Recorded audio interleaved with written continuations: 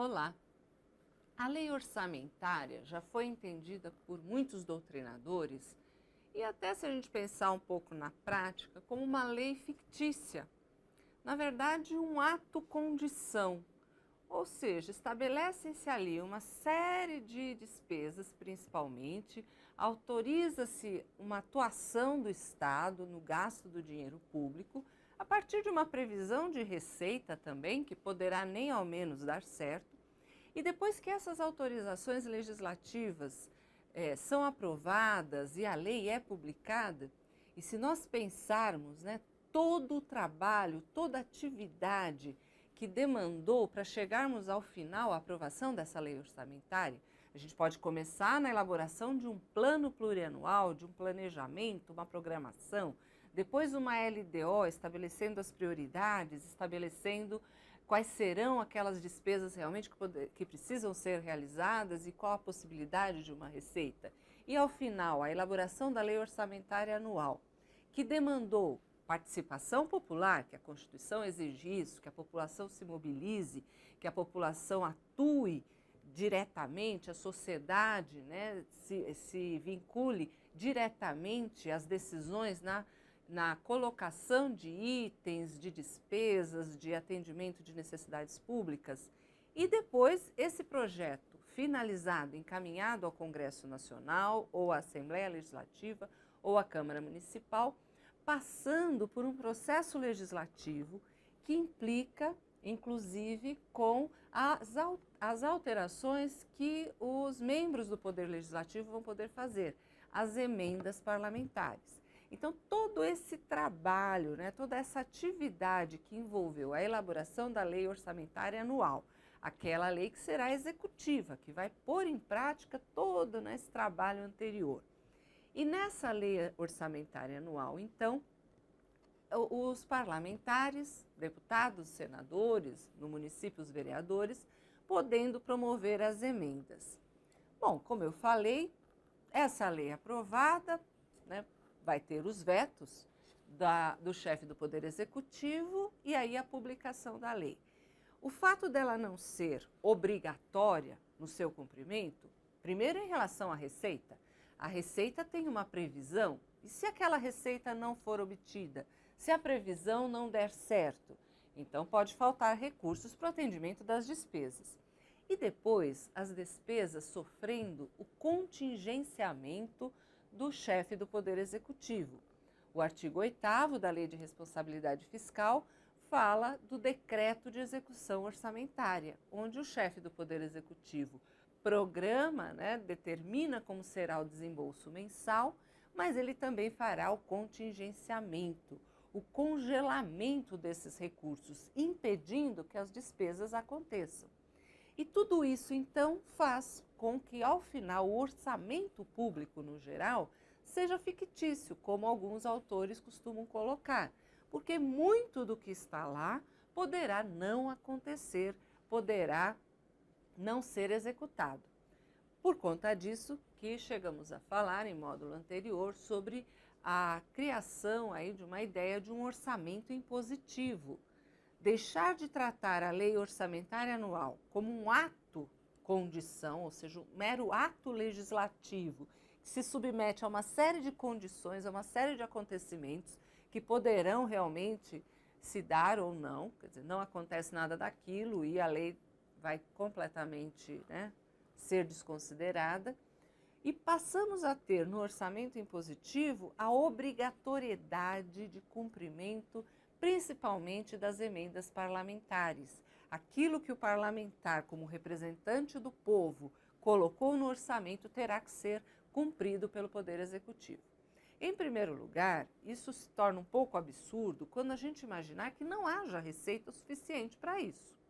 E que situações emergenciais poderão acontecer, uma crise, uma guerra, uma comoção interna, alguma coisa, uma calamidade pública que impeça que tudo aquilo seja cumprido. Então, uma dificuldade grande. Por isso que o orçamento impositivo tende a ser um estabelecimento de valores mínimos, no mínimo, 2%, nós tivemos para o ano de 2014, 1,2% da receita corrente líquida sendo realmente destinada às emendas parlamentares. Mesmo assim, deixando, né, em aberto. Quais emendas parlamentares serão atendidas? 50% irá para a saúde. Então, eu sei que 50% desse valor vai para a saúde. Mas quais os investimentos em saúde? Quais as despesas de saúde?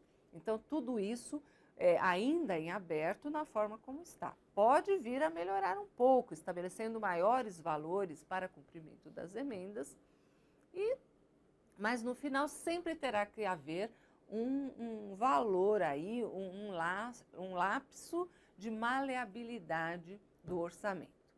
Pois bem, estamos fazendo essa introdução toda e essa recordação, essa revisão toda da matéria orçamentária, para chegarmos ao ponto em relação de que a lei orçamentária já aprovada, já em fase de execução, poderá sofrer alterações, poderá sofrer aí esse descumprimento rígido por conta das movimentações de rubricas orçamentárias. Essas movimentações de rubricas orçamentárias vão acontecer por iniciativa do próprio administrador público. É ele que, durante o ano de execução orçamentária, vai percebendo a necessidade de mudar as despesas de lugar. Na verdade, mudar os créditos orçamentários do seu lugar original na lei orçamentária anual. E isso é muito sério, isso é muito grave, porque esse orçamento que foi construído ao longo, né, de um trabalho árduo, que envolveu o Poder Executivo, envolveu sociedade e envolveu o Poder Legislativo, e agora, durante a execução, simplesmente a rubrica é alterada, ou seja, o crédito orçamentário autorizado para uma despesa vai ser movimentado, vai ser modificado para um outro ponto, para uma outra rubrica, para um outro item. Então, a movimentação de valores dentro da execução da própria lei orçamentária. E essa movimentação, segundo o artigo 167 da Constituição Federal, que já vimos, deverá ser autorizada por lei. Depende de autorização legislativa. Interessante quando a Constituição coloca autorização legislativa, porque pode ser uma lei, pode ser uma medida provisória também. E realmente vai ter que ser uma medida provisória, porque até apresentar a lei, essa lei passará pela comissão mista e depois a aprovação pela Câmara e pelo Senado Federal. Então isso aí vai demorar muito e nós estamos falando de uma movimentação de rubrica durante o ano de execução orçamentária. Então depende de uma urgência aí, e até porque para haver essa necessidade de mudar o valor, o crédito orçamentário de um lugar para o outro, é porque se tornou necessário, de certa forma, urgente. Se fosse alguma coisa que a gente pudesse deixar para o ano que vem, não teria necessidade dessa movimentação.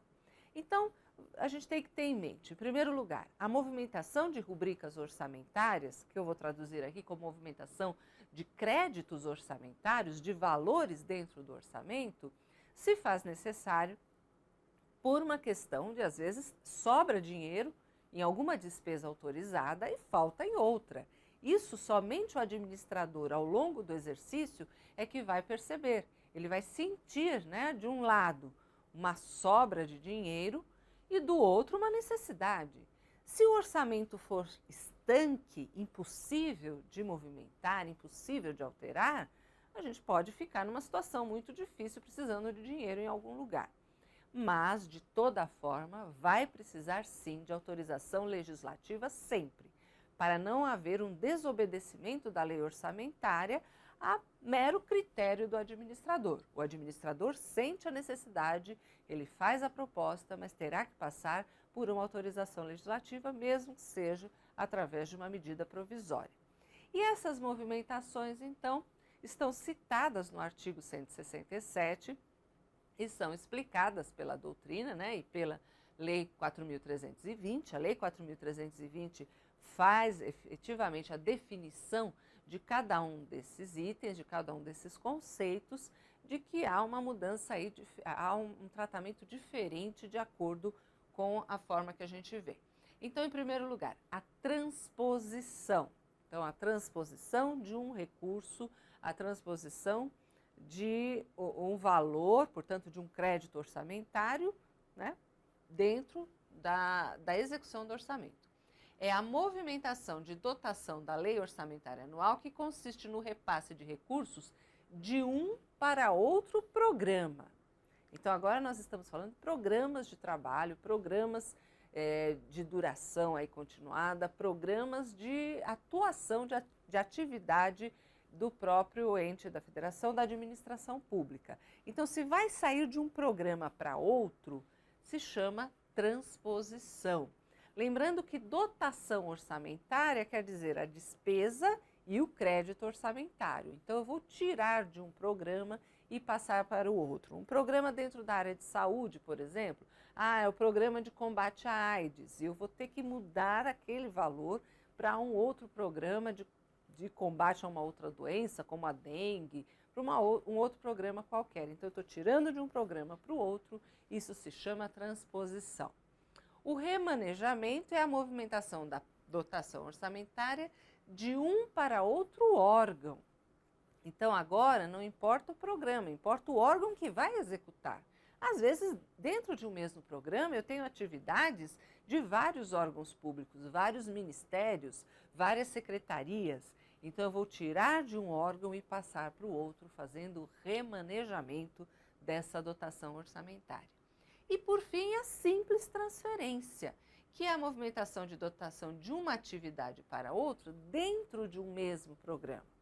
Então, dentro de um mesmo programa, o programa de combate à AIDS, por exemplo, eu resolvo tirar da parte preventiva e passar para uma atividade, para um gasto na área repressiva, na área de tratamento.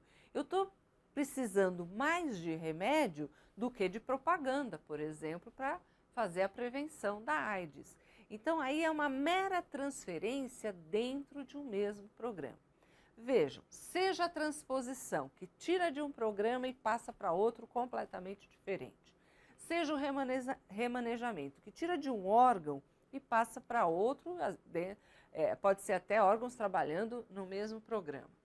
Como eu apenas mudar dentro do mesmo programa, né, apenas o ato, a atividade que está sendo realizada, aquela ação pública, de qualquer jeito, eu preciso de uma autorização legislativa, de acordo com o artigo 167.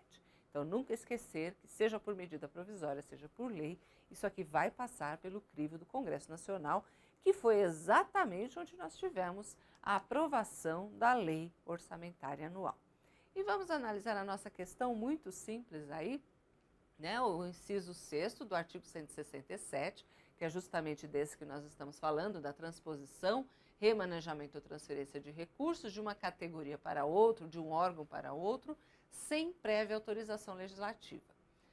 É correto que o princípio aí colocado é o princípio da vedação do estorno. Então, nós nem falamos o nome desse princípio, é o princípio da vedação do estorno. Você não pode estornar de uma rubrica orçamentária e passar para outra, simplesmente sem que haja uma autorização legislativa. Precisamos dessa autorização para fazer esse estorno, senão o estorno estará vedado, princípio da vedação do estorno. Então, passemos para o próximo bloco. Até lá!